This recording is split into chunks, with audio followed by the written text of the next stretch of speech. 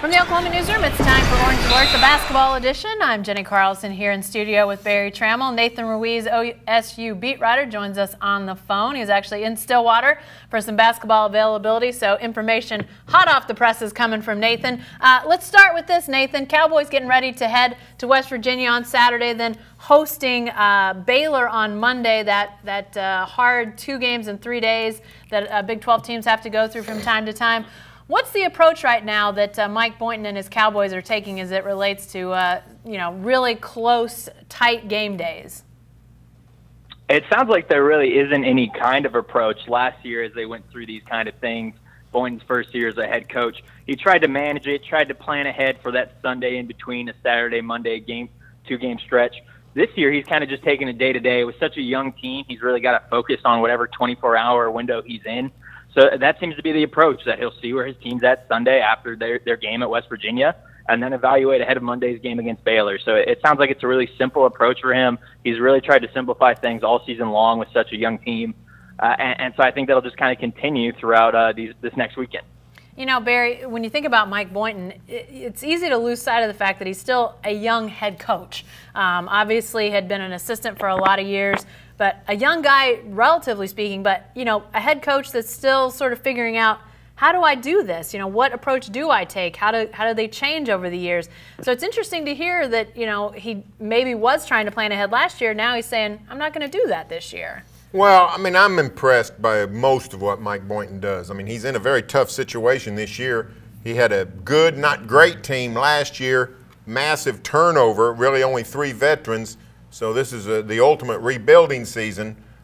He sort of knows that the NCAA tournament is out of the reach of this team. Can't really say that, but I'm impressed at the way he handles things, the things he says about this team. Sort of the singular focus. Hey, let's just worry about West Virginia. Let's worry about TCU. So I like everything I'm seeing out of Boynton. I think it's going to pay off in the future, but he's got a very tough situation this season.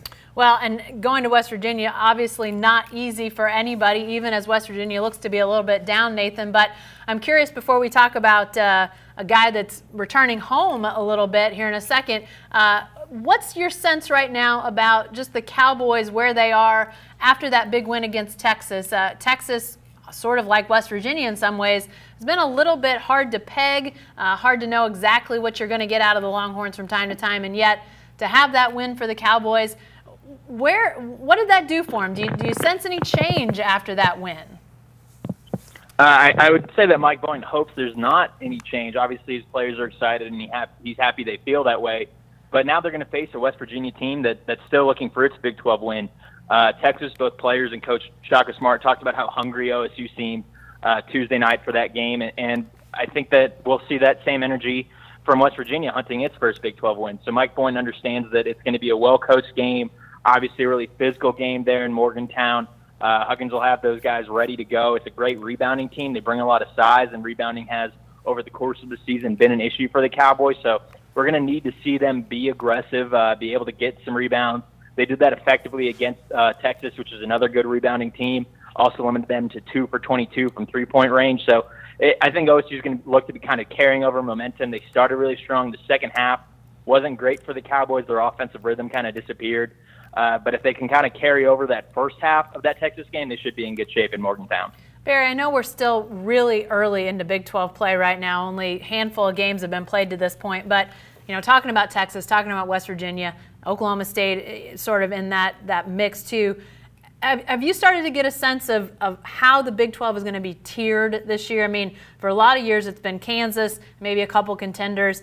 Where do these teams shake out right now, and how does OSU fit into the mix? Well, I think there's 3 tiers, Kansas and Tech are at the top. Then in the middle, you got teams like Iowa State and Oklahoma and TCU, and then whoever can scratch their way into that middle tier.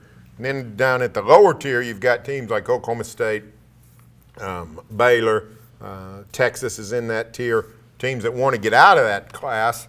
Some have some notable wins. Beating Texas really helped OSU.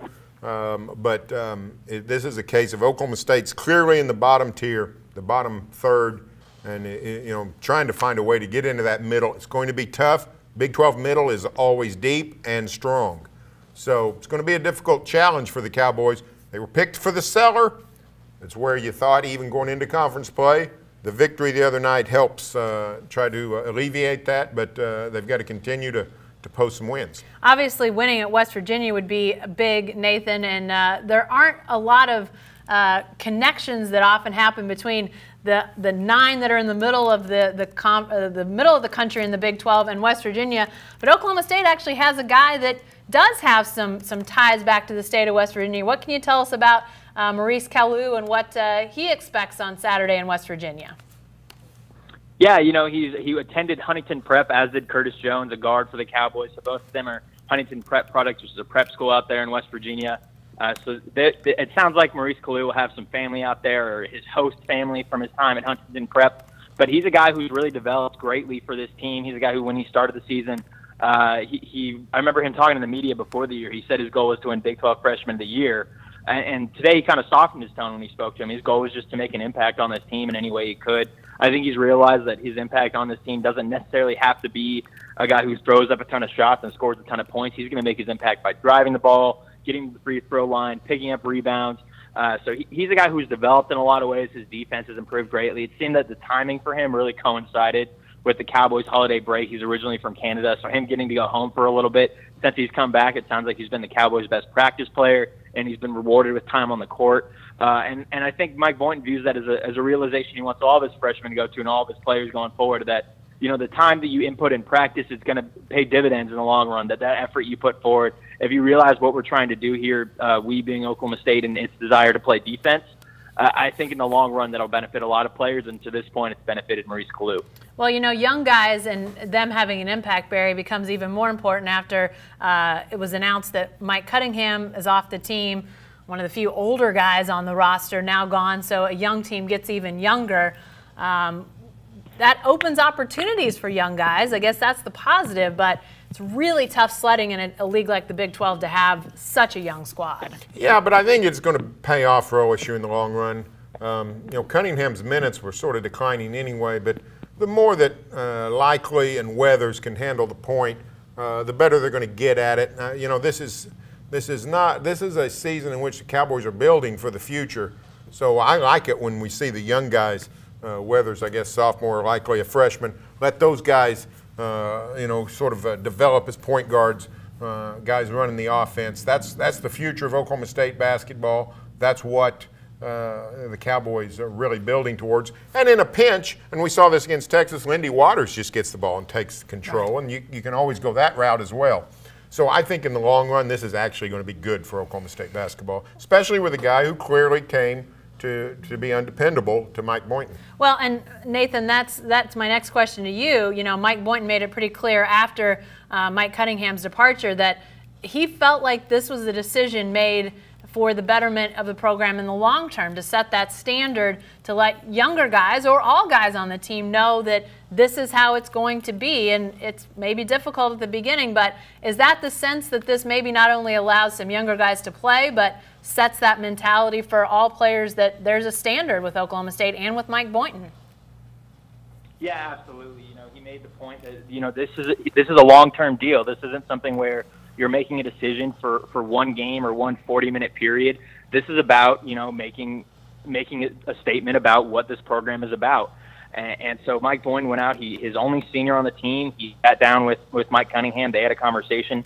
Cunningham, of course, had been suspended the past 4 games for a team discipline issue, and they just had a conversation and decided mutually it was best to move on. So OSU now it doesn't have any seniors on its roster. Senior day, I guess, will just be about you know, the Palm Squad and managers and whatnot. So that'll be interesting down the line. But for right now, it's going to be a young team. Like Barry mentioned, we'll see a lot of Isaac Likely at point guard, as we have been.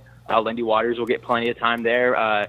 Michael Weathers trying to trim down the turnovers, and OSU trying to focus him more on the half court. But obviously, all 3 of those guys are expected to be back next season. So, like Barry mentioned, I think in the long run, you know, you set the standard, you give your young guys an opportunity. Obviously, it hurts because you're losing a guy who's a pretty effective shooter for the Cowboys. Obviously, a veteran piece with a lot of experience. But, you know, Mike Boynton, like he said, I'm here for the long haul, man. So that's his plan. He's trying to establish something here in Stillwater, and his hope is that this is a lesson that sticks. If you don't follow the lessons we set, what we want you to do. We aren't afraid to sit you. We aren't afraid to suspend you. We have standards here in Stillwater, and we expect you to follow them. Well, and Barry, to some degree, to hear Mike Boynton continue in, small ways and big ways to say, I intend to be here for a while, after that turnover with, Travis Ford to Brad Underwood, to the rollover that it looked like OSU basketball might be going through, to have a guy that seems to be moving in the right direction and to be stating in a lot of different ways, we're building for years to come, that has to be music to a lot of ears in Stillwater and beyond. Well, it is, but proceed at your own risk. Like I said, everybody likes everything about Mike Boynton. He's really endeared himself to OSU fans.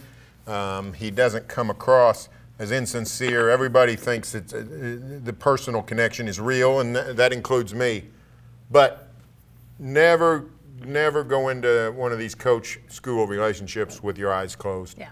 We'll see what happens. For now, the idea that somebody would want Mike Boynton is pretty far out there. He's, he's going to have to do some more things in terms of success. But Mike Boynton did make a point, when he was hired. He said, they took a risk. I mean, this is a guy who was on staff and nobody even knew who he was.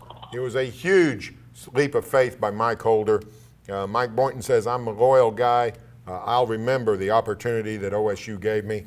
Hopefully, he is able to repay that loyalty by producing big-time winners, which means other people come after him, and then at that point, able to show that loyalty. Hey, Nathan, before we get out of here, as we talk about these teams that are sort of in that bottom tier of Big 12 teams, West Virginia, Oklahoma State's opponent on Saturday, and Baylor, their opponent on Monday, are both in that lower tier with Oklahoma State. What's your feeling about potential, and maybe this young team can't go on the road and get a win at West Virginia, but maybe split these games? Is there a chance that Oklahoma State gets that second win by the end of the day on Monday night? Oh, absolutely. I think that chance is there. I think it's not hard to argue right now if you look at the Big 12 standings and the way things are sorting out right now, that those three teams are kind of in that mix. Kansas State has really struggled to this point as well, obviously able to make a huge comeback against West Virginia the other night. But Oklahoma State has that potential. They went and won in Morgantown last year. They're the only Big 12 teams that have won its last two games in Morgantown. And obviously Baylor is another team that in Gallagher-Iba Arena, the Cowboys should have an advantage. So the possibility is there for them to pick up 2 wins. I don't know necessarily that they'll do that. But, the Cowboys are playing inspired, effective basketball. I think, it's going to be important for them to find some consistent scoring. We've seen that. The defense has been pretty solid for them for 3 Big 12 games. But the offense has been a bit inconsistent. So if that can kind of clean itself up a bit, obviously getting 19 points from Lindy helped against the Longhorns. So if they can find another big scoring output, whether it's from Michael Weathers, Cam McGriff, Thomas Zagwa put up 16 in Bedlam. So if they can get some big numbers from a couple different players, they should be set up well by Monday night. All right, some intriguing games coming up for the Cowboys. We'll see how things go Saturday at West Virginia, and then Monday night back at Gallagher-Iba against Baylor. Be sure to stay with the best coverage team anywhere at newsok.com and every day in the Oklahoman.